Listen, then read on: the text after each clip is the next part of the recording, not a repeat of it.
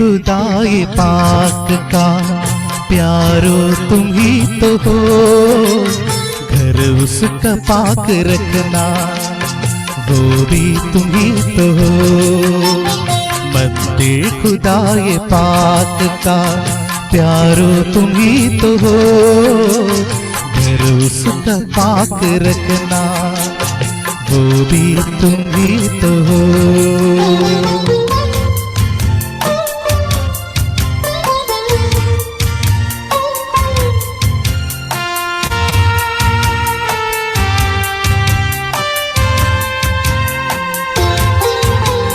अंधकार इस जहान का भटकाएगा तुम्हें, डरना नहीं जहान की ज्योति तुम ही तो हो।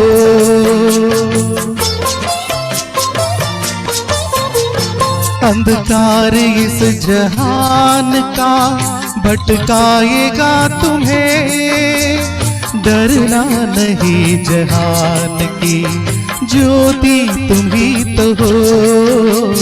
मुंजी मसीह पाक का खत भी तुम ही तो हो, घर उसका पाक रखना वो भी तुम ही तो हो। मंदिर खुदाए पाक का प्यारो तुम ही तो हो, घर उसका पाक रखना वो भी तुम ही तो हो।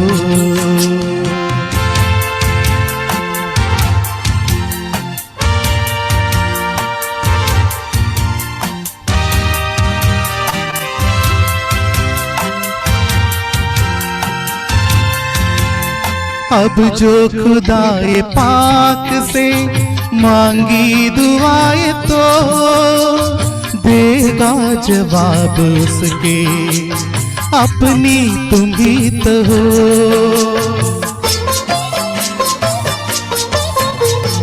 अब जो खुदाए पाक से मांगी दुआएं तो देगा जवाब उसके, अपने तुम ही तो हो।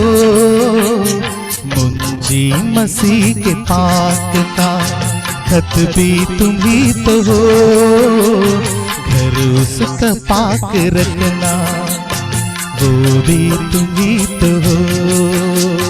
मंदिर खुदाए पाक का प्यारो तुम ही तो हो, घर उसका पाक रखना वो भी तुम ही तो हो। मंदिर खुदाए पाक का प्यारो तुम ही तो हो, घर उसका पाक रखना वो भी तुम ही तो हो, वो भी तुम ही तो हो, वो भी तुम ही तो हो। प्रेज़ परमेश्वर के दास को बहुत बहुत धन्यवाद हमें सुंदर गीत सुनाने के लिए। वाकई में परमेश्वर का मंदिर जो हमारा हृदय हमारा शरीर है उसको कितना पवित्र हमें रखना चाहिए। फिर से एक बार हमें याद दिलाने के लिए हम धन्यवाद देते हैं। हमारे सोच और हमारे विवेक सब कुछ परमेश्वर के सम्मुख जब हम आते हैं तो क्लियर होना चाहिए, तभी हम परमेश्वर का वचन को समझ पाएंगे। अभी का जो समय है 8 बजे तक का समय परमेश्वर के दास भाई साइन को मैं देना चाहूंगा। साइन भैया। सबको फिर से जय मसीह की। मैं परमेश्वर का धन्यवाद देना चाहता हूं इस सुंदर समय के लिए जो परमेश्वर ने हमें दिया कि हम फिर से इस हफ्ते मिल सके और एक साथ बैठकर परमेश्वर के वचन से हम सीख सके। परमेश्वर हमें अपने वचन से सीखने में सहायता करता है और अभी तक उसने हमें चलाया है और आगे भी जब हम उसके वचन से हम सीखते हैं परमेश्वर हमारे साथ रहे और हमें उसका वचन को सिखाए और उसके वचन को समझाए। एक और बार फिर मैं काकनाड ब्रदरन असेंबली का और वहां के प्राचीनों का और जो भाई और बहन लोग वहां पर सेवकाई करते हैं कलीसिया में, कलीसिया का मैं धन्यवाद देना चाहता हूं कि उन्होंने मुझे इस लायक समझा कि मैं एक और बार फिर से आपके सामने परमेश्वर के वचन को लेकर आ सकूं। हम इफिसियों की पत्री से अध्ययन कर रहे हैं। पिछले 2 हफ्ते हमने 1 अध्याय और 2 अध्याय से अध्ययन किया। आज हम इस अध्ययन में जाने से पहले मैं एक पद को पढ़ना चाहता हूं और उसके बाद हम उस अध्ययन में जाएंगे। मैं आप सबका ध्यान ले जाना चाहता हूं इफिसियों की पत्री उसका 3 अध्याय 13वें पद को हम पढ़ेंगे। इफिसियों की पत्री उसका 3 अध्याय 13वें पद को हम पढ़ेंगे। इसलिए मैं विनती करता हूं कि जो क्लेश तुम्हारे लिए मुझे हो रहा है उनके कारण साहस ना छोड़ो, क्योंकि उनमें तुम्हारी महिमा है।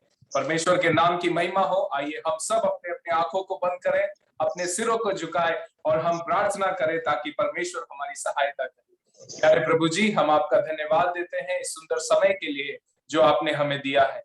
प्यारे प्रभु जी, इस हफ्ते फिर से एक साथ मिलकर आपके नाम, आपके वचन से पढ़ने के लिए, सीखने के लिए आपने सहायता किया, मदद किया, इसलिए हम आपका धन्यवाद देते हैं।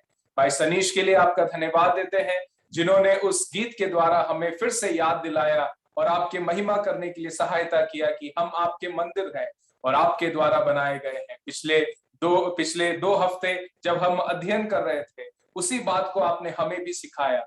आपने हमें अपने उद्देश्य में शामिल किया। हम बुरे जो मरे हुए लोग थे उन्हें अपने उद्धार के द्वारा आपने जिलाया पिता परमेश्वर, और हमें एक साथ, क्या यहूदी, क्या यूनानी, क्या अन्य जाति, हम सबको एक साथ एक मंदिर में आपने बनाया है। इसलिए हम आपका धन्यवाद देते हैं। इस पुस्तक में जब हम आगे बढ़ते हैं, आप सहायता कीजिए पिता परमेश्वर, आपकी महिमा इस क्लास के द्वारा होने पाए। हम प्रार्थना पूर्वक आपके चरणों में बैठना चाहते हैं। हमें सिखाइए, समझाइए और अपने जीवन में इसे लागू करने में सहायता कीजिए। आदर, गौरव, महिमा हम आपको देते हैं। सब कुछ प्रभु यीशु मसीह के नाम से मांगते हैं, सुनिए और कबूल कीजिए पिता, आमीन। एक और बार फिर से परमेश्वर के नाम की महिमा हो। जब हमने इस क्लास को शुरू किया था, जब हम इसमें हमने इस अध्ययन को शुरू किया और इसमें जब हम चलने लगे, परमेश्वर के पवित्र आत्मा के द्वारा बहुत सारी बातें परमेश्वर ने हमें सिखाया है। जब हम एक अध्याय में थे, हम वहां देख पाए कि पौलुस किस प्रकार वो परमेश्वर के एक महान उद्देश्य के बारे में हमें बताता है, और जिसके विषय में पौलुस कहता है कि समय के पूरा होने पर सब कुछ मसीह में एकत्रित किया जाएगा। हमने देखा आज जो बिखरा हुआ है वो सब कुछ अंत में मसीह में एक किया जाएगा, और उस बड़े उद्देश्य का भागी परमेश्वर ने हमें जगत की उत्पत्ति से पहले चुनकर हमें उसमें बनाया है, हमें उसमें शामिल किया है। उसके बाद पिछले हफ्ते जब हम इस अध्ययन में जारी रख रहे थे, तब हमने यहाँ पर देखा कि किस प्रकार हम जो मरे हुए थे, हम जो बुरे हालत में थे, हम जो अनाज्ञाकारी थे, हम जो परमेश्वर के क्रोध के हकदार थे, परमेश्वर ने अपनी बड़ी दया और प्रेम के कारण प्रभु यीशु मसीह के द्वारा हमें जिलाया है और मसीह के समान हमें उठाया है और स्वर्गीय स्थानों पर बिठाया है। और जिस प्रकार हम एक अध्याय में पढ़ते हैं, सारे अधिकार को, सारे जो शासन है, सारा सामर्थ है, प्रधानता है, अधिकार है, प्रभुता है, सबको मसीह के अधीन में कर दिया। अब जो खुशी की बात है वो ये है, मसीह हमारा सर है, हम उसके शरीर है, और अगर सब कुछ मसीह के चरणों के अधीन में है तो हमारे भी वो अधीन में है, हम उसके ऊपर हैं। इसलिए परमेश्वर ने हमें सामर्थ दिया है।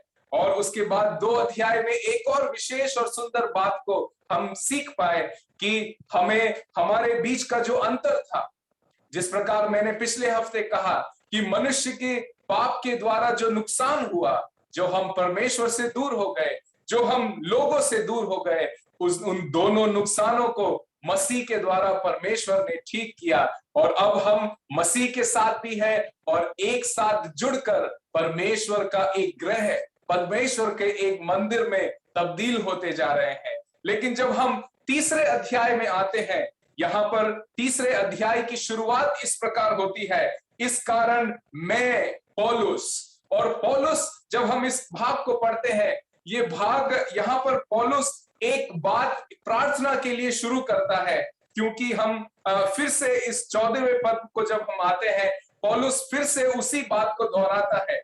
3 अध्याय उसका 14वें पद में इस प्रकार लिखा है, मैं इसी कारण उस पिता के सामने। यहाँ पर हम पौलुस के एक प्रार्थना को देखते हैं, लेकिन वो अपने बात को शुरू करता है, लेकिन उस बात से वो भटक कर एक नई बात को वो कहता है, और फिर से 14वें पद में जब हम आते हैं, वो उसी बात को दोहराता है जिसको उसने एक पद में शुरू किया था। यहां पर पौलुस शुरू करता है एक प्रार्थना के लिए, एक प्रार्थना करने के लिए वो शुरू करता है, लेकिन वो उस उद्देश्य से, उस प्रार्थना से भटक कर एक और विशेष बात हमारे सामने वो रखता है, जो हमारे लिए जानना बहुत ज्यादा जरूरी है। और पौलुस यहां पर कहता है, इसी कारण मैं पौलुस तुम अन्य जातियों के लिए मसीह यीशु का बंदी बना। और यहां पर पौलुस एक विरोधाभास को हमारे सामने रखना चाहता है, एक कॉन्ट्रडिक्शन को वो आज हमें समझाना चाहता है। जब हम इस बात को, इस अध्याय को जब हम पढ़ते हैं, यहां पर हम देखते हैं पौलुस अपने सेवकाई के विषय में यहां कहता है, क्योंकि पौलुस उस भेद के बात के बारे में यहां कहता है जो परमेश्वर ने उसे दिया। और उस भेद की बात की विशेषता यह है, वो भेद की बात पिछले युगों के लोगों के लिए ढकी हुई थी या उनसे छुपी हुई थी। पौलुस कहता है कि वो भेद की बात अब परमेश्वर ने मुझ पर प्रकाशित की है, मुझे बताई है, ताकि मैं तुम्हें बता सकूं, जिसके विषय में पौलुस पहले ही इसमें लिख चुका है, पहले ही इस पत्री में लिख चुका है। अगर इस मैंने जैसा बताया कि पौलुस का जो विषय है उससे वो थोड़ा अलग हो जाता है, और पौलुस नए विषय के विषय में नहीं कह रहा, लेकिन पौलुस उस विषय के बारे में बात कर रहा है जो वो इस पत्री में पहले से ही कह चुका है। यहाँ पर दो पद को जब हम पढ़ते हैं, वहां पर अनुग्रह के प्रबंध के विषय में लिखा है। वो उसी प्रबंध के विषय में है जिसके विषय में हम 1 अध्याय 10 पद में देखते हैं। यहाँ पर जिस प्रकार लिखा है कि समयों के पूरे होने का ऐसा प्रबंध हो, उसी प्रबंध, इंग्लिश में अगर कहा जाए एडमिनिस्ट्रेशन, मैनेजमेंट, परमेश्वर के उस पूरे प्लान का जो अंतिम है, अंतिम क्षण है, और उस प्रबंध के विषय में पौलुस को जब पता पड़ा, पौलुस वो इस इफिसियों के विश्वासियों के साथ वो उस प्रकाशन को बांट रहा है। पौलुस अपने आप में गर्व महसूस कर रहा है कि मुझे चुना गया कि मैं युगों से छुपी हुई बातों को आपके सामने रख सकूं। और जब हम इस अध्याय में आगे पढ़ते हैं, जब हम उसके 10वें पद को पढ़ते हैं, यहां पर लिखा है, उन प्रधानताओं और अधिकारियों पर जो स्वर्गीय स्थानों में है प्रकट किए जाए। ये प्रधानता और अधिकारी के विषय में पहले से ही हम 1 अध्याय में पढ़ चुके हैं। तो इसका मतलब यह है कि पौलुस उसी बात को दोहरा रहा है, उसी बात का कंटिन्यूएशन वो कर रहा है, उसी बात को वो आगे बढ़ा रहा है जिसके विषय में वो पहले ही कह चुका है। लेकिन वो कॉन्ट्रडिक्शन क्या है, वो विरोधाभास क्या है? What is that paradox that Paul is writing here? And उस विरोधाभास के बारे में समझना मेरे और आपके लिए भी बहुत ज्यादा जरूरी है। आइए हम इस अध्याय की ओर चलते हैं। यहाँ पर जब उसके पहले पद को पढ़ते हैं, पौलुस इस प्रकार कहता है, इस कारण मैं पौलुस जो तुम अन्य जातियों के लिए मसीह यीशु का बंदी हूं। आप देख रहे हैं, आप देख पा रहे हैं आपके बाइबल में वहां क्या लिखा है? पौलुस कहता है, मैं प्रभु यीशु मसीह का बंदी हूं। I am prisoner for Jesus Christ, of Jesus Christ. मैं प्रभु यीशु मसीह का बंदी हूं। लेकिन अगर उसकी सच्चाई को अगर आप परखें, तो क्या पौलुस सही में प्रभु यीशु मसीह का बंदी है? नहीं। हम जानते हैं कि पौलुस सीजर के अधीन में, या कैसर जो रोम का राजा है उसके अधीन में वो बंदी है। लेकिन कैसर का बंदी हूं ऐसा कहने के बजाय पौलुस इस बात पर फक्र महसूस करता है, इस बात पर वो अहंकार करता है कि मैं ये कहूं, मैं प्रभु यीशु मसीह का बंदी हूं। मैं कैसर का नहीं, लेकिन मैं प्रभु यीशु मसीह का बंदी हूं। और वो कहता है, तुम अन्य जातियों के लिए मैं बंदी हूं। और वो विरोधाभास ये है कि जब इफिसुस के लोग इस पत्री को जब वो अपने हाथ में पाएंगे, जब वो इस पत्री को पढ़ेंगे, और 1 अध्याय के बाद, 2 अध्याय के बाद जब वो 3रे अध्याय में आएंगे, तो पढ़ने जो सबसे पहले जब हम 3रे अध्याय को शुरू करते हैं, तो वहां पर लिखा है, मैं इसी कारण मैं पौलुस तुम अन्य जातियों के लिए मसीह का बंदी। क्या बंदी? A prisoner. ये व्यक्ति वही है ना जो प्रभु यीशु मसीह के बड़े बड़े उद्देश्य के बारे में हमको समझाता था। ये व्यक्ति वही है ना जो प्रभु यीशु मसीह के बड़े काम के बारे में, उद्धार के बारे में हमको समझाता था। ये वही है ना जो प्रभु यीशु मसीह और परमेश्वर, जो स्वर्ग का परमेश्वर है, इस संसार का सृष्टि करता है, मुझे और आपको बनाने वाला है, सर्वशक्तिमान, सर्वज्ञानी, सर्वव्यापी परमेश्वर का प्रचारक है ना। और ये वही व्यक्ति अब कहां पर है? बंदी गृह में है। ये कैसा परमेश्वर है जो एक पौलुस को छुड़ा नहीं सकता? ये कैसा परमेश्वर है जिसने इसको बंदी गृह में बंद कर दिया? दिखने में कितना शक्तिहीन लगता है। एक अन्य जाति, एक मूर्ति पूजक, एक पाप में रहने वाले राजा के अधीन में बंदी है एक महान परमेश्वर की सेवा करने वाला पौलुस। कितना बड़ा विरोधाभास है, कितना बड़ा एक कॉन्ट्रडिक्टरी स्टेटमेंट है, कितना बड़ा एक पैराडॉक्स है। एक महान परमेश्वर का सेवा करने वाला पौलुस, वो जेल में बंद है, वो बंदी है, और वो बंद है, उसकी स्वतंत्रता उससे छीन ली गई है।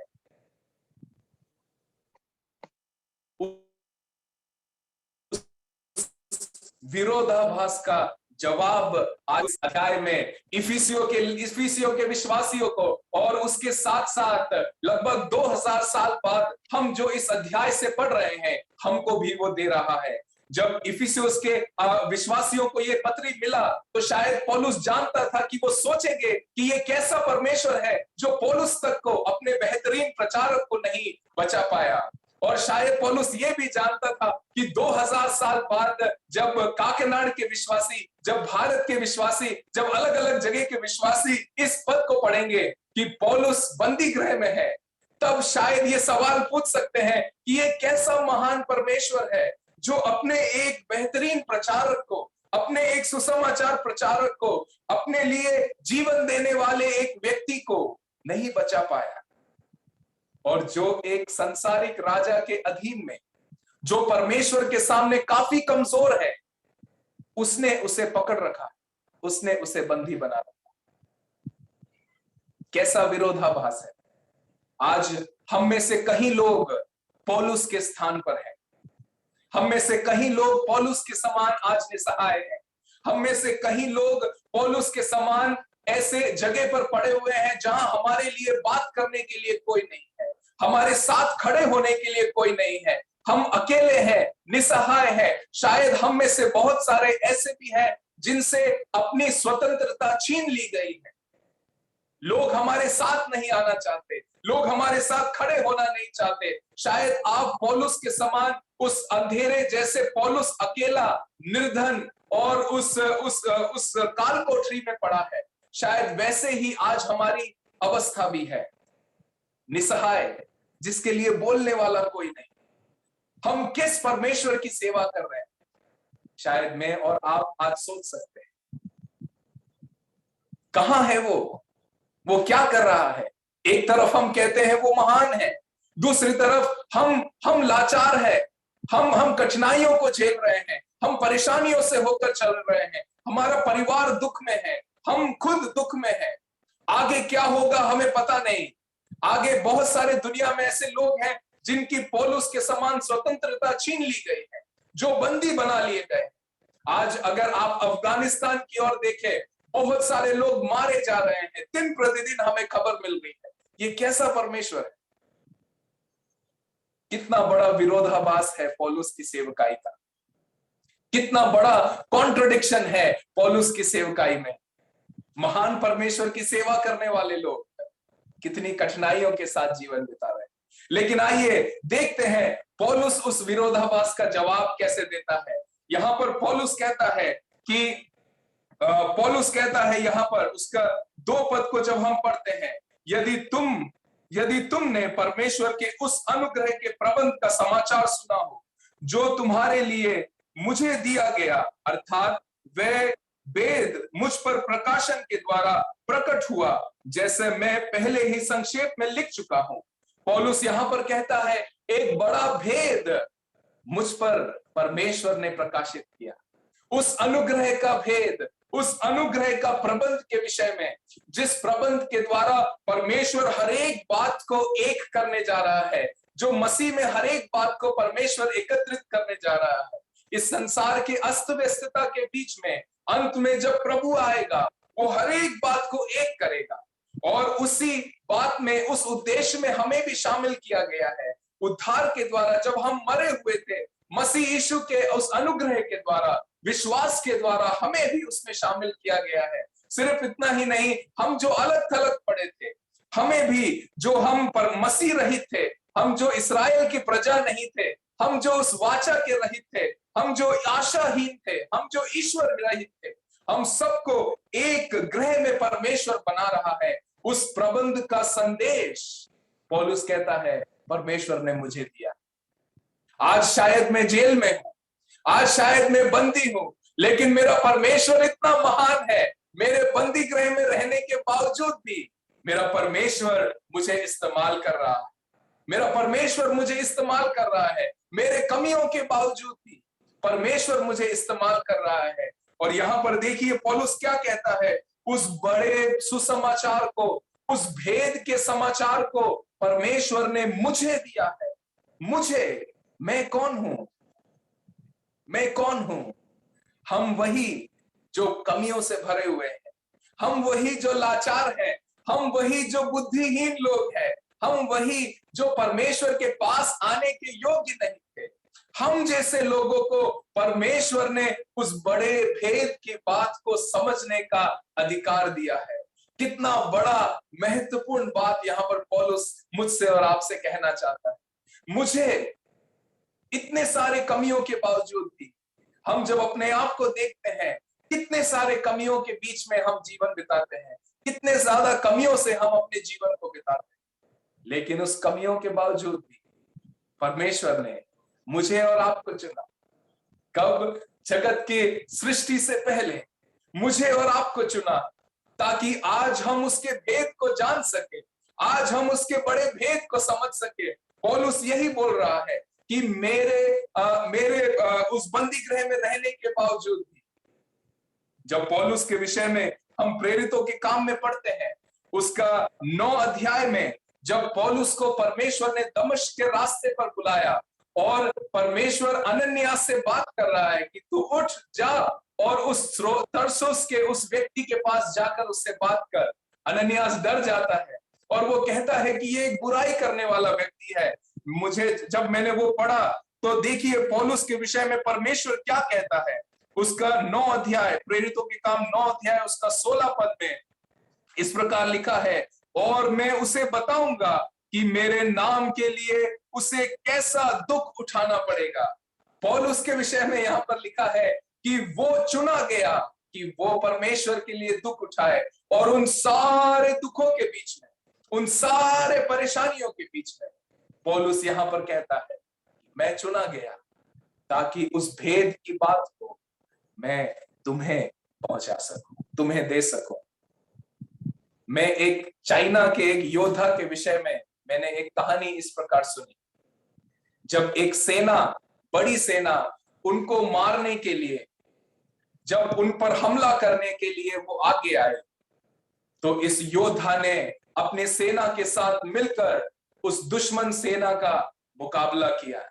लेकिन जिस प्रकार वो, जिस तीव्रता से ये योद्धा जब लड़ रहा था, अपने दोनों हाथों में उसने तलवारों को लिए था, लेकिन जिस तेजी के साथ वो लड़ रहा था, उस तीव्रता में उसके एक हाथ से तलवार छूट गया और दूसरे हाथ का जो तलवार था वो टूट गया। लेकिन फिर भी ये जो योद्धा था वो रुका नहीं, ये चाइनीज जो योद्धा था वो रुका नहीं। उसने उस खोए हुए तलवार को, उस छूटे हुए तलवार को वहीं छोड़कर, जो तलवार उसके हाथ में थी और जो टूट गई थी, उससे दुश्मन की सेना के साथ इतने हिम्मत के साथ लड़ाई किया, और उस टूटे हुए तलवार के द्वारा उसने उस पूरे दुश्मन सेना को पीछे खदेड़ दिया, और वो उस टूटे हुए तलवार के द्वारा उस युद्ध को वो जीत पाया। आज हम में से कई सारे ऐसे लोग हैं, वो एक टूटे तलवार के समान है। एक धार बिना धार की एक तलवार के समान है, जो कहीं बातों में यूजलेस है, जो उपयोग के लायक नहीं है, जो भरोसे के लायक नहीं है। लेकिन पौलुस यहां पर कहता है, हमारी सारी कमियों के बावजूद भी, पौलुस के सारे कमियों के बावजूद भी परमेश्वर पौलुस को चुनता है कि वो उस भेद के बात को इस संसार के सामने लाकर रख सके। और जिसके विषय में पौलुस कहता है, उसके 5 पद में हम इस प्रकार पढ़ते हैं, जो अन्य समयों में मनुष्य की संतानों को ऐसा नहीं बताया गया था, जैसा कि आत्मा के द्वारा अब उसके पवित्र प्रेरितों और भविष्यवक्ताओं पर प्रकट किया गया है। पौलुस कहता है कि इस युग में मुझ पर प्रकट किया गया ताकि मैं बता सकूं, ताकि मैं ये लोगों तक पहुंचा सकूं।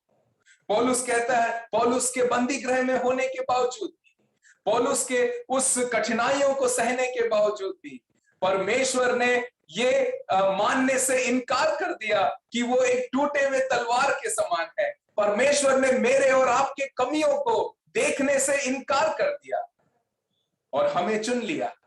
हमारे कमियों के बावजूद भी, हमारे तकलीफों के बावजूद भी, हमारे परेशानियों के बावजूद भी, हमारे निंदा के बावजूद भी, संसार के हमारे खिलाफ होने के बावजूद भी, ताकि मैं और आप उसके उस बड़े भेद को, जो पिछले समयों में अज्ञान थे लोग, जिसके विषय में, जो पिछले समयों में लोगों के सामने ढका हुआ था, हमारे लिए उसने खोला ताकि हम उसे सुन सके और उस ज्ञान के बातों को इस संसार के सामने बता सके।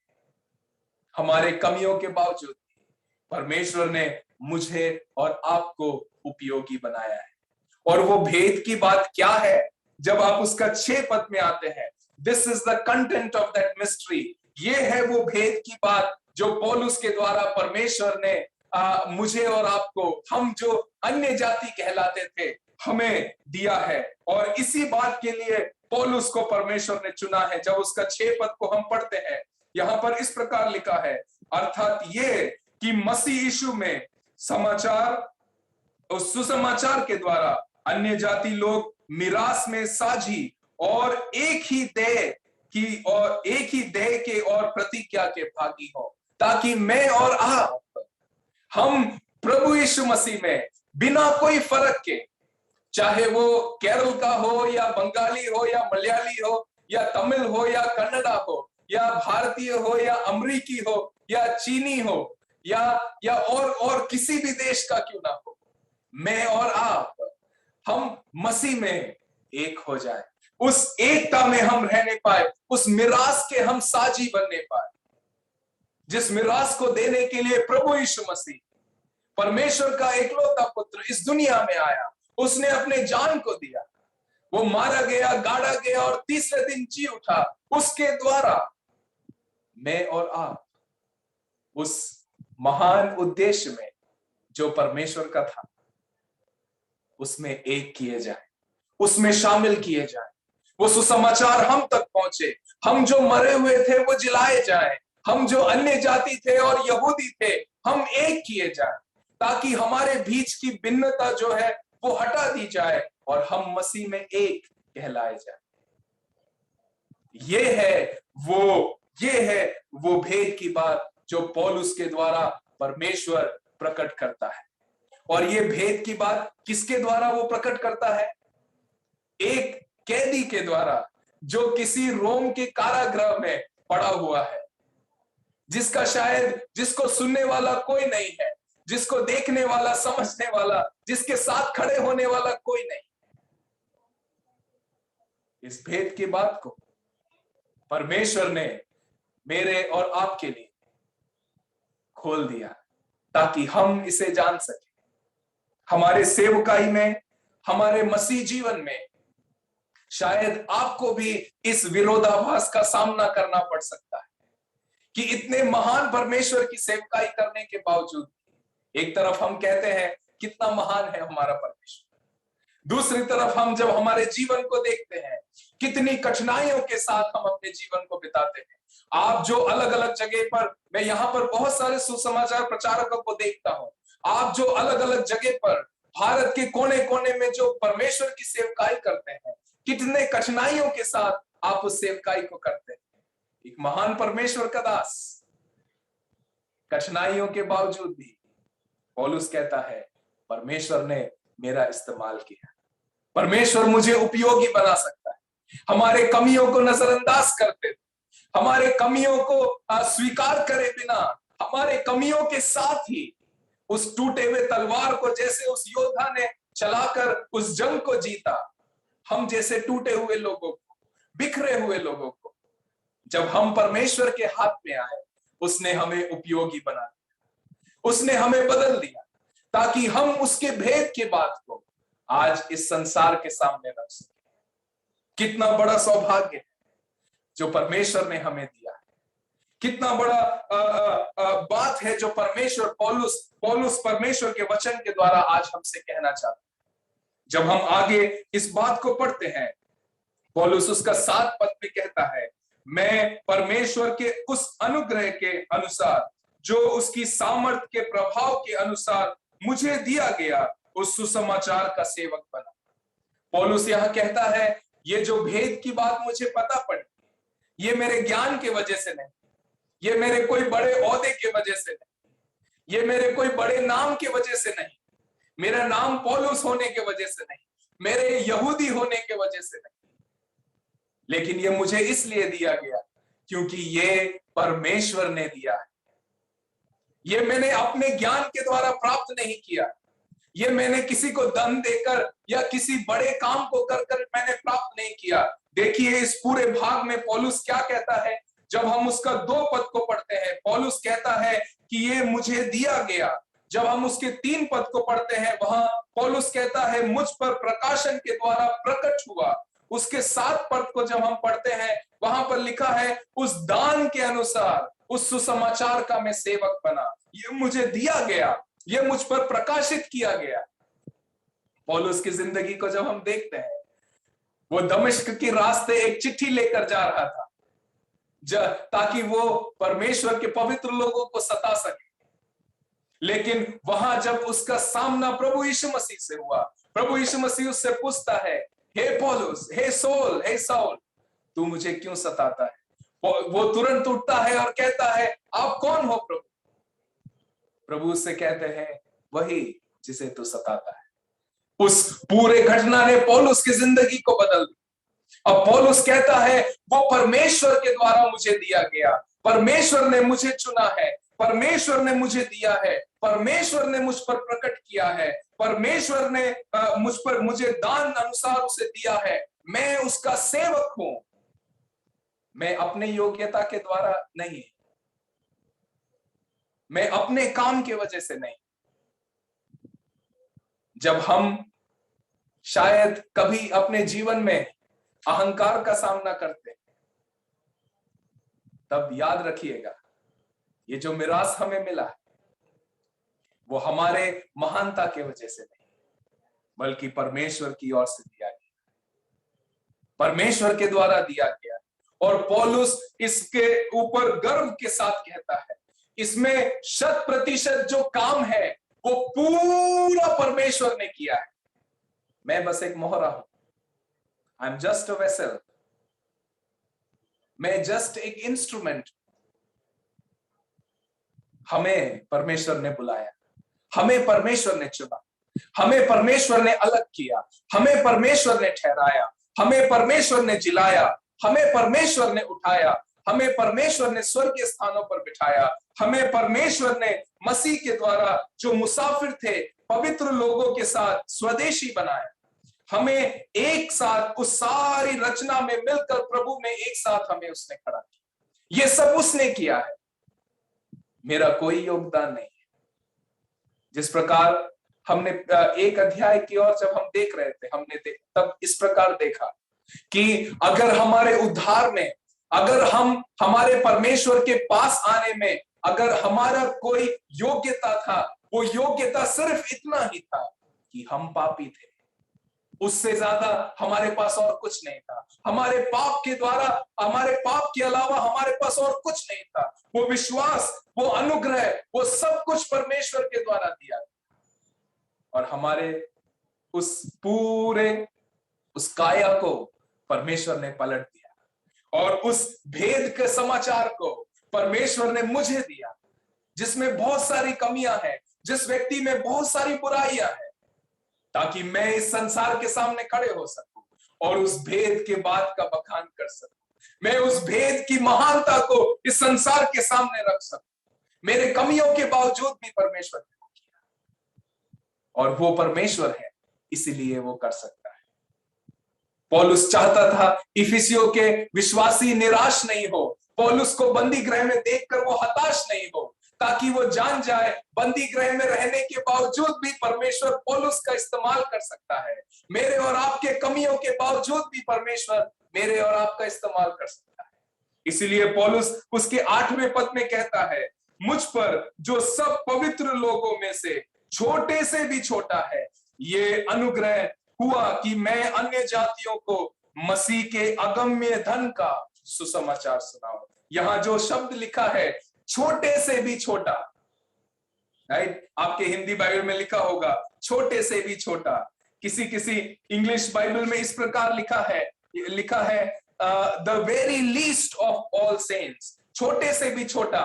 अगर मूल भाषा में जब हम इस शब्द को पढ़ते हैं तो ये एक ही शब्द है, छोटे से भी छोटा, और ये सिर्फ यही इस्तेमाल किया गया है। इसके अलावा पूरे नए नियम में ये कहीं इस्तेमाल नहीं किया गया ये शब्द। और कुछ बाइबल के पंडित इस प्रकार कहते हैं कि यूनानी भाषा में जिसमें नया नियम लिखा गया, उसमें ऐसा एक शब्द है ही नहीं, इस बात को समझाने के लिए कि इतने छोटे होने के बावजूद भी परमेश्वर का अनुग्रह पौलुस पर हुआ। पौलुस एक नए शब्द को आकार देकर, एक नए शब्द को बनाकर पौलुस यहां इस्तेमाल कर रहा है, छोटे से भी छोटा, जिसमें कोई योग्यता नहीं। मैं एक खबर को पढ़ रहा था जिसके जो इस प्रकार है, अरविंद केजरीवाल को आप सब जानते हो, दिल्ली के मुख्यमंत्री। सबसे पहली बार किसी का फोन,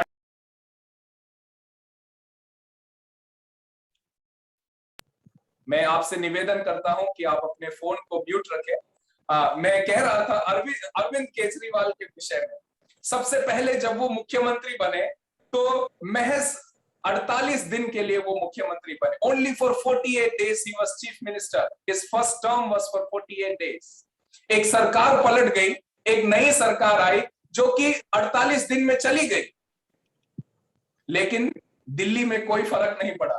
दिल्ली अपने गति से ही चलता रहा, दिल्ली वालों को कोई फर्क नहीं पड़ा, दिल्ली अपने ही तरह से वो आगे बढ़ता गया। उसके बाद 1 साल तक राष्ट्रपति शासन था दिल्ली में। ये 2013 की बात, 2014 की बात है। 2014 फरवरी से लेकर 2015 फरवरी तक राष्ट्रपति शासन था दिल्ली में, लेकिन फिर भी दिल्ली को कोई फर्क नहीं पड़ा। एक मुख्यमंत्री 48 दिन में चला गया, राष्ट्रपति शासन 1 साल तक रहा, फिर भी दिल्ली को कोई फर्क नहीं पड़ा। दिल्ली अपने ही गति से, अपने ही मौज में वो दिल्ली आगे बढ़ती गई। दिल्ली के लोगों को कोई फर्क नहीं पड़ा। लेकिन 2016 में दिल्ली में एक स्ट्राइक हुआ, और वो स्ट्राइक पता है किस चीज का था? एमसीडी मतलब दिल्ली म्युनिसिपल कॉर्पोरेशन और म्युनिसिपल कॉर्पोरेशन ऑफ दिल्ली के जो कर्मचारी थे, सफाई कर्मचारी, साफ सफाई करने वाले लोग, वो 11 दिन के स्ट्राइक पर चले गए और पूरा दिल्ली अस्त व्यस्त हो गया। सिर्फ 11 दिन के एक हड़ताल की वजह से एक मुख्यमंत्री चला गया, कोई फर्क नहीं पड़ा। एक साल तक राष्ट्रपति शासन रहा, कोई फर्क नहीं पड़ा। लेकिन सिर्फ 11 दिन के लिए जब सफाई कर्मी हड़ताल पर चले गए, पूरा दिल्ली में हड़कंप मच गया, पूरा दिल्ली में बदबूदार दिल्ली बन गया, पूरा दिल्ली के लोगों का रहन सहन खराब हो गया। अब आप सोच कर देखिए, दिल्ली को चलाने वाला कौन है? मुख्यमंत्री है या सफाई कर्मचारी? मुख्यमंत्री नहीं है तो भी चलेगा, लेकिन अगर सफाई कर्मचारी काम नहीं करे तो वो पूरा शहर अस्त व्यस्त हो जाएगा। पौलुस भी वही कहता है। कई बार हम सोचते हैं इस भेद के काम को बड़े बड़े ज्ञानियों को दिया है, बड़े बड़े बाइबल स्कॉलर्स को दिया है, बड़े बड़े बाइबल के विद्वान लोगों को दिया है। लेकिन पौलुस यहां कहना चाहता है, छोटे से छोटा मैं जो हूं, उसको परमेश्वर ने ये ज्ञान की बात को दिया है। अगर पौलुस का इस्तेमाल परमेश्वर कर सकता है, उसकी कमियों के बावजूद भी अगर परमेश्वर पौलुस का इस्तेमाल कर सकता है, तो परमेश्वर मेरा और आपका भी इस्तेमाल कर सकता है। परमेश्वर मुझे और आपको, जो सोचते हैं कि हम कलीसिया में कुछ नहीं है, हम कलीसिया में छोटे से हैं, या हमारा कलीसिया में कोई अस्तित्व भी नहीं है, हमको कोई जानता ही नहीं है, मेरे प्यारे भाई और बहनों, मैं आपसे कहना चाहता हूं, जो आज मुझे सुन रहे हैं, बड़े ज्ञानियों को छोड़कर परमेश्वर, पौलुस कहता है, उन सब संतों में मैं जो छोटे से भी छोटा हूं, मुझे परमेश्वर ने यह अनुग्रह दिया कि अन्य जातियों को मसीह के उस अगम्य धन का सुसमाचार मैं सुना सकूं। परमेश्वर ने एक छोटे से पौलुस का इस्तेमाल किया ताकि वो उस बड़े भेद को सुना सके। हमेशा बड़े विद्वानों की जरूरत नहीं, हमेशा बड़े पंडितों की जरूरत नहीं है। मुझ जैसे, आप जैसे छोटे से लोगों को भी परमेश्वर एक बड़े परिवर्तन के लिए इस्तेमाल कर सकता है। परमेश्वर लोगों के मन को बदलने के लिए इस्तेमाल कर सकता है। अपने उस अनुग्रह के संदेश को, अपने उस शांति के संदेश को, अपने उस प्रेम के संदेश से लोगों को बदलने के लिए परमेश्वर हम जैसे छोटे लोगों को परमेश्वर इस्तेमाल कर सकता है। वो शब्द पहली बार पौलुस इस्तेमाल करता है, और यहां पर लिखा है उस प्रकाशन के उद्देश्य का, उस प्रकाशन का उद्देश्य क्या था। जब हम उसका 10 और 11 पद को पढ़ते हैं, यहां पर लिखा है, ताकि अब कलीसिया के द्वारा परमेश्वर का विभिन्न प्रकार का ज्ञान उन प्रधानों और अधिकारियों पर जो स्वर्गीय स्थानों में है प्रकट किया जाए। वो जो स्वर्गीय स्थानों पे है, कौन है वो जिनके विषय में यहां पर लिखा है एक अध्याय में, यहां पर उनके विषय में लिखा है। जब हम उसका 1 अध्याय 21 पद को पढ़ते हैं, वहां पर लिखा है कि सब प्रकार के प्रधानता, अधिकार, सामर्थ्य, प्रभुता और हर एक नाम के ऊपर मसीह को बिठा दिया गया। उसी प्रधानता, इस संसार की प्रधानता, यहां पर स्वर्गीय स्थान के विषय में लिखा है। तो कई बार ये शब्द इसलिए इस्तेमाल किया जाता है ताकि जो एंजेलिक रेल्म, उसको हिंदी में कैसे बोलेंगे मुझे उतना पता नहीं, स्वर्गदूत गणों के विषय में वो शब्द वो कई बार बताया जाता है। और उन अधिकारों के विषय में, शैतान के विषय में, जो आपको परमेश्वर के साथ चलने में रोकता है, जो आपको हमेशा रोकने की कोशिश करता है। इफिसियों के पत्री में, इफिसियस के जो कलीसिया है, उनके जीवन को जब हम देखते हैं, वहां पर बहुत सारी ऐसी चीज थी जो उनको पीछे खींचती थी। उन सारी बातों को अधीन में कर मसीह को उसके ऊपर बिठाया और हमें मसीह के साथ बिठाया, ताकि आज जब हम उस बड़े भेद को जान सके, इन सारे अधिकारों से हम ये कह सके, हम उन्हें ये बता सके कि हमारा परमेश्वर कितना महान है। इन सारे अधिकारों के ऊपर, ताकि हम परमेश्वर के उस बड़े ज्ञान को, हमारे विरोध में खड़े होने वाली हर एक शक्ति को, वो ज्ञान हम उनको दिखा सके। परमेश्वर ने मुझे और आपको और पौलुस को उस काम के लिए चुना है, ताकि हम हताश नहीं, ताकि हमारे कमियों के बीच में हम निराश नहीं। पौलुस के द्वारा परमेश्वर ने उन्हें चुना है। और यहां पर हम इसी प्रकार को देखते हैं, 10 पद में हम उसी बात को पढ़ते हैं, ताकि अब कलीसिया के द्वारा, मैं और आपके द्वारा, परमेश्वर अपने सामर्थ्य को, अपने ज्ञान की बातों को, जो अब तक युगों को बताई नहीं गई थी, जो अब तक पहले आए हुए लोगों से छुपी हुई थी, मेरे और आपके द्वारा परमेश्वर उन अधिकारों के सामने इन बात को रख सके। इस विरोधाभास के बीच में इस कठिनाई के बीच में, पौलुस के बंदी गृह में होने के बावजूद भी, मेरे और आपके कमियों के बावजूद भी, जब परमेश्वर हमारा इस्तेमाल करता है, परमेश्वर उस बंदी गृह में रहने वाले उस व्यक्ति का, उस पौलुस का इस्तेमाल करता है, जिसके विषय में 12वें पद में इस प्रकार लिखा है, जिसमें हमको उस पर विश्वास करने से साहस और भरोसे के साथ परमेश्वर के निकट आने का अधिकार है।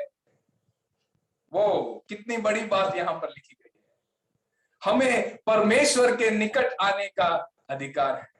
कई बार लड़ाई में नॉर्थ इंडिया में हम देखते हैं, कई बार ये ज्यादा हो जाता है, जब दो लोग लड़ते हैं तो वो दोनों लोग लड़ाई में बताते हैं कि वो कितने महान हैं। हाँ, तू जानता नहीं है मैं कौन हूं, तू जानता नहीं है मेरा दोस्त ये कलेक्टर है, या ये है वो है बताता है। लेकिन यहां पर देखिए, पौलुस जो रोम के बंदी गृह में बंद है, जो रोम के कारागृह में है, जिसके लिए बात करने के लिए कोई नहीं है, जिसके साथ रहने के लिए कोई नहीं है, तकलीफ में है, और ये व्यक्ति किसके निकट है? आसमान और पृथ्वी के बनाने वाले उस परमेश्वर के निकट। उस बड़े भेद के द्वारा मुझे और आपको वो साहस दिया गया है कि मैं और आप उस परमेश्वर के निकट आ सके, चाहे और कोई हमारे निकट हो या ना हो, चाहे हम में कितनी भी कमियां हो या ना हो, चाहे हम जेल के अंदर हो या बाहर हो, चाहे हम धनी हो या निर्धन हो, चाहे हमारे साथ लोग हो या नहीं हो, एक बात यहां साफ है, हम सबको मसीह में उस बड़े भेद के द्वारा एक साहस दिया गया कि मैं और आप उस परमेश्वर के निकट आ सके अपने सारे कमियों के साथ। शायद परमेश्वर मुझे और आपको तभी इस्तेमाल कर पाएगा जब हम अपने कमियों को मानकर उस परमेश्वर के पास आ सके, उस योद्धा के समान जिसने उस टूटे हुए तलवार के साथ पूरे युद्ध को जीत लिया था। अगर हम टूटे हुए रहकर उस परमेश्वर के हाथ में हैं, तो हमारे साथ परमेश्वर उस पूरे युद्ध को, अपने बनाए गए उस पूरे उद्देश्य को, वो हमारे द्वारा, कमियों से भरे हुए हम लोगों के द्वारा वो पूरा कर सकता है। और उसी विरोधाभास का जवाब पौलुस देता है। कमियों के बावजूद भी, तकलीफ के बावजूद भी, मैं और आप परमेश्वर के साथ, हमें वो भेद की बात बताया गया है। छोटे से छोटे होने के बावजूद भी हम पर वो अनुग्रह किया है, हमें इस्तेमाल किया है ताकि उस ज्ञान को इन अधिकारियों के सामने हम रख सकें। तो हम क्या करें? ये सारी बातें हमें पता चल गई कि परमेश्वर ने हमें चुना है, परमेश्वर हमारा इस्तेमाल कर रहा है, परमेश्वर ने उस भेद की बात को हमें बताया है, परमेश्वर उन अधिकारियों के सामने जो स्वर्गीय स्थानों पर है, हमारे द्वारा अपने विभिन्न ज्ञान की बातों को प्रदर्शित कर रहा है, प्रकाशित कर रहा है। तो हम क्या करें? उसका जवाब 13वें पद में वहां पर लिखा है, इसलिए मैं विनती करता हूं कि जो क्लेश तुम्हारे लिए मुझे हो रहा है, उनके कारण साहस ना छोड़ो, हिम्मत ना हार। पौलुस कह रहा है कि मैं इस भेद के बात के वजह से, मैं इस सुसमाचार के वजह से, मैं इस सुसमाचार के वजह से आज बंदी गृह में, लेकिन जब तुम इन कठिनाइयों को देखते हो, जब तुम इन तकलीफ को देखते हो, सबसे पहली बात जो तुम्हें करनी है वो ये है, कभी भी हिम्मत मत हारना। Never never ever lose your heart, keep on, keep pressing on it. हमेशा निरंतर उसे पकड़े रहना, छोड़ना मत। एक घटना फिर से मुझे याद आ रहा है, एक व्यक्ति के बारे में जो हैदराबाद में रहता है, उसका नाम है मोहम्मद नूरुद्दीन। मोहम्मद नूरुद्दीन नाम का एक व्यक्ति जो हैदराबाद में रहता है, वो पिछले 33 साल से 10वीं कक्षा का परीक्षा लिख रहा है, लेकिन अभी तक पास नहीं हुआ। 33 टाइम्स ही ट्राइड, 33 बार उसने कोशिश किया 10वीं पास करने का, लेकिन वो पास नहीं हुआ। वो उसका सफलता असफलता एक दूसरी बात है, लेकिन मैंने जब उस घटना को पढ़ा, मैंने देखा कितना मतलब कितना उसके पीछे वो पड़ा हुआ है। उसने छोड़ा नहीं हिम्मत। वो आज बहुत बुजुर्ग आदमी है, शायद 60 साल के आसपास है उसका उम्र, लेकिन फिर भी उसने अपना वो हिम्मत छोड़ा नहीं, उसने अपना वो जोश छोड़ा नहीं। 33 बार उसने कोशिश किया वो परीक्षा को पास करने, लेकिन पिछले साल क्योंकि कोविड के वजह से तेलंगाना गवर्नमेंट ने सारे स्टूडेंट्स को पास कर दिया, इसलिए ये आदमी भी पास हो गया पिछले साल। लेकिन 33 बार उसने कोशिश किया, वो हताश नहीं हुआ, शर्माया नहीं, लोग क्या बोलेंगे इसके विषय में सोचा नहीं। पौलुस यहां पर कहता है कठिनाइयां तुम्हारे जीवन में है, तकलीफ तुम्हारे जीवन में है, मैं बंदी गृह में हूं। दूसरों की कठिनाइयों को जब तुम देखते हो, अपनी कठिनाइयों से जब तुम होकर गुजरते हो, never lose your faith, never lose your heart. इस संसार में बहुत सारी ताकतें ऐसी हैं जो आपको हार मानने पर मजबूर कर देती है, लेकिन पौलुस यहां पर उनसे कहता है साहस ना छोड़ना, हिम्मत नहीं हारना। सबसे पहला बात जो पौलुस उनसे कहता है वो यही है, हिम्मत नहीं हारना। दूसरा बात जो पौलुस उनसे कहता है कि परमेश्वर का सारा अनुग्रह तुम पर हुआ है, उस बड़े भेद की बात को परमेश्वर ने तुम्हें बताया है। सबसे पहली बात जो तुम्हें करना है वो हिम्मत नहीं हारना है।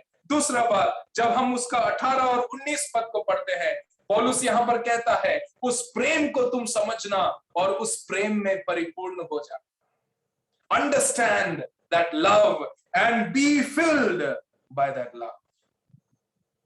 Grow in the fullness of God. परमेश्वर के उस प्रेम में तुम बढ़ते जाना। आज शायद आप में से कई लोग बड़े कठिनाइयों का सामना कर रहे हैं। मैं आपसे कहना चाहता हूं, पौलुस के द्वारा जो परमेश्वर का वचन आज हमारे बीच में आया है, मैं आपसे कहना चाहता हूं, अपने मसीह जीवन में परमेश्वर ने आपके ऊपर भरोसा किया है ताकि वो आपके द्वारा, कमियों से भरे हुए आपके द्वारा, वो अपने बड़े ज्ञान को इस संसार के सामने लगा सके, इस संसार को दिखा सके, इस संसार की ताकतों को दिखा सके। तो अब हमारा कर्तव्य है कि हम हार ना माने। 13 पद में एक और अच्छी बात लिखी है, वो यहां कहता है उनके कारण साहस ना छोड़ो क्योंकि उनमें तुम्हारी महिमा है। जब हम साहस छोड़े बिना उसके पीछे हम डटे रहते हैं, हम उसको पकड़े रहते हैं, जब हम उसको थामे रहते हैं, तभी उस हिम्मत के द्वारा, उस साहस के द्वारा हम परमेश्वर के नाम की महिमा करते हैं। परमेश्वर का नाम ऊंचा उठाया जाता है। जिसने हमारे ऊपर ज्ञान प्रकट किया है, जब हम उसके प्रेम में बने रहते हैं। यहां पर उसी बात के विषय में यहां लिखा है कि कलीसिया और मसीह यीशु में उसकी महिमा 21 पद में, महिमा पीढ़ी दर पीढ़ी युगानी युग होती रहे मेरे और आपके द्वारा। जब हम हिम्मत हारे बिना उस लड़ाई को जब हम लड़ते रहते, परमेश्वर उसमें महिमा प्राप्त करता है। हमारे अंदर कमियां हैं। मैं बहुत सारे परमेश्वर के दास लोगों के विषय में मैंने पढ़ा है। कुछ उदाहरण मैं आपके सामने रखना चाहता हूं। विलियम कैरी, जब उसने परमेश्वर के सेवकाई के लिए जब उसने खड़े होकर अपने कलीसिया में कहा, तो कलीसिया के प्राचीन लोगों ने कहा जवान बैठ जाओ, भारत में भेजने के लिए परमेश्वर किसी और को चुन ले। लेकिन विलियम कैरी ने हिम्मत नहीं हारी। वो अपने सफर को पूरा कर भारत पहुंचा, भारत में उसे घुसने नहीं दिया। विलियम कैरी ने हिम्मत नहीं हारी।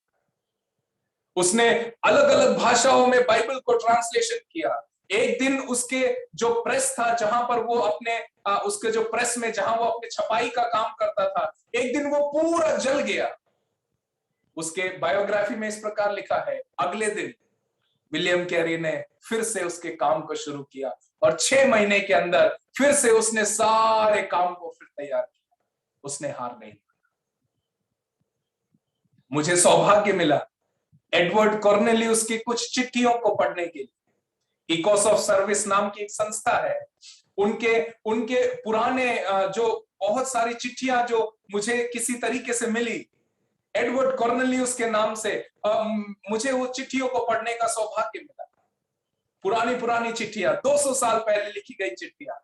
एडवर्ड कॉर्नेलियस जो एक स्वीडन का रहने वाला व्यक्ति था, वो अपने सारे बातों को छोड़कर, जब वो जो नाव का कैप्टन था, वो एक सेलर था, नाविक था वो एक, जब वो कलकत्ता में आया, उसकी आंखों से आंसू निकल गए वहां के लोगों के अंधविश्वास को देखकर, वहां के लोगों के अंधकार से भरे जीवन को देखकर। वो हार नहीं माना, उसने अपने नाव को छोड़ा और कलकत्ता से उसने अपनी यात्रा को शुरू किया पैदल। वो कुछ सालों बाद जामतारा नाम के एक जगह पर पहुंचा। उसकी चिट्ठियों में इस प्रकार लिखा है, जंगली भेड़ियों का सामना हुआ, लोग उसके विरुद्ध खड़े हुए, मौसम विपरीत थे, लेकिन एडवर्ड कॉर्नेलियस ने उसके उस हिम्मत को नहीं हारा। उसने अपने साहस को वो बांधे रखा और आज उस सेवकाई के आशीष को हम वहां देखते हैं। मैं जिस सेवकाई में बड़ा हुआ हूं, मैं जिस सेवकाई में बड़ा हूं, वहां पर परमेश्वर के एक महान दास, जिनके पास इतना पैसा भी नहीं था कि वो अपने सेवकाई की जगह राजस्थान जाने की इच्छा थी, लेकिन उनके पास पैसा नहीं था कि वो वहां जा सके, हिम्मत नहीं हारा, पैदल चलने का निर्णय लिया, राजस्थान में आए, केरल छोड़कर राजस्थान में आए। काफी गर्मी, आप जो लोग राजस्थान नहीं गए शायद उसकी गर्मी का अंदाजा नहीं लगा सकते। इतनी भीषण गर्मी में टिन शीट के नीचे अपनी पत्नी के साथ हिम्मत नहीं हारा। लोगों ने मारा, हिम्मत नहीं हारा, लोग खिलाफ खड़े हुए, हिम्मत नहीं हारा। मैं परमेश्वर का धन्यवाद देता हूं कि उस एक लेगेसी के नीचे, उस एक परंपरा के नीचे मुझे भी बढ़ने का, डॉक्टर एम ए थॉमस की उस परंपरा के नीचे मुझे भी बढ़ने का, सीखने का, अनुभव पाने का अवसर परमेश्वर ने दिया। प्यारो, पौलुस एक बहुत गहरे संदेश को हमारे सामने रखता है। परमेश्वर महान है, लेकिन हम उस सेवकाई में जो आगे बढ़ते हैं काफी तकलीफ में जीवन बिताते हैं, लेकिन उन तकलीफों के बावजूद भी, उन कमियों के बावजूद भी, हमारे जीवन के कमियों के बावजूद भी परमेश्वर मेरे और आपके जीवन से महान कार्य को कर सकता है। पौलुस अपने वचन के द्वारा इस इफिसुस के विश्वासियों को इन्हीं बातों के लिए वो प्रेरित करना चाहता है। दूसरे, आप अपने चारों तरफ तकलीफ को देखकर हिम्मत मत हारना और प्रेम में आगे बढ़ते रहना। परमेश्वर इस भरोसे के साथ आगे बढ़ने के लिए हमें भी सहायता करे। परमेश्वर के नाम की महिमा हो, परमेश्वर का नाम ऊंचा किया जाए।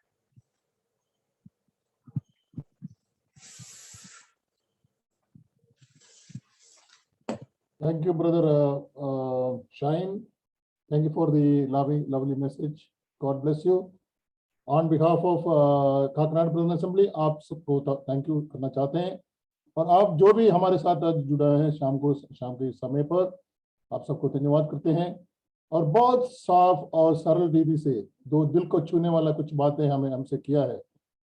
इफिसियों को उन्होंने जो कहा है, जो आज के जमाने पे ये बहुत इम्पोर्टेंट है, ये बहुत जरूरी है, क्योंकि हम अफगानिस्तान की तरफ देखते हैं, कोरोना की तरफ देखते हैं, दिल हार जाता है, कभी कभी दुख हो जाता है, लेकिन हमें पता है कि परमेश्वर हमारे साथ, हमारे से परमेश्वर का आत्मा हमसे क्या कहते हैं कि हिम्मत मत हारो। उन्होंने एग्जाम्पल्स भी हमें दिया है। आइए हम प्रार्थना के साथ ये सभा समाप्त करते हैं। अभी हमारे मंडल जो लखीसराय से हैं, बिहार इवेंजलिस्ट है, प्रभु का दास है, वो अभी प्रार्थना करके ये मीटिंग खत्म करेंगे। Thank you. ओके, आइए हम लोग प्रार्थना करेंगे। महान सामर्थ्य, जीवित, दयालु, अनुग्रहकारी प्यारे प्रभु जी, मैं आपका हृदय से शुक्रगुजार हूं खुदावन। आज के इस तीसरे सत्र में जब हम प्रभु जी इफिसियों की पत्री उसका 3रा अध्याय